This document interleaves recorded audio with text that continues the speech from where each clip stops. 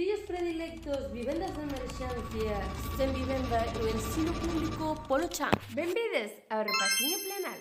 O pleno de abril xa pasou e deu para moito. Comezamos ben, por unanimidade. Alfonso Pexegueiro, o poeta de Anguares, e Borja Gómez Méndez, o ciclista campeón do mundo de inclusión 2024, foron nomeados fillos predilectos de Ponteareas.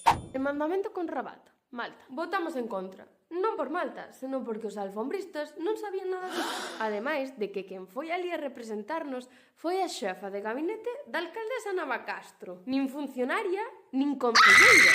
Quen é ela para representarnos? Para representar o noso concello?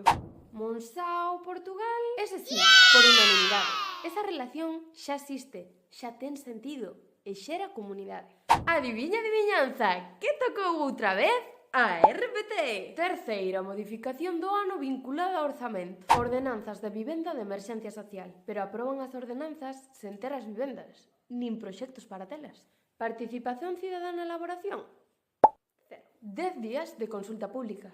Ningunha alegación recibida. Porque, claro, 10 días en Semana Santa... O enfoque asistencialista a vivenda é un dereito, non un favor. Moción polo 25N contra a violencia machista, presentada en outubro, tratada en abril, rexeitada, como sempre. Mentres en España, 104.000 mulleres viven con protección policial. Mentres, 29 mulleres foron asasinadas este ano. Mentres, os servizos colapsan, pero aquí non toca polo visto. Moción polo ensino público, elaborada íntegramente pola Asamblea de Profesorado do Condado. 35 alumnos por aula en bacharelato. Unha orientadora para 500 estudantes. A Xunta podería reverter os recortes de 2012, xa que non son obrigatorios, pero aínda así decide mantelos. E o goberno local? Pois deixa de mentirosa a asamblea e de difundir falsos relatos. E ata aquí o repasiño plenal. Síguenos, comparte e quédate, porque a política local vai contigo, tanto se te involucras como se non.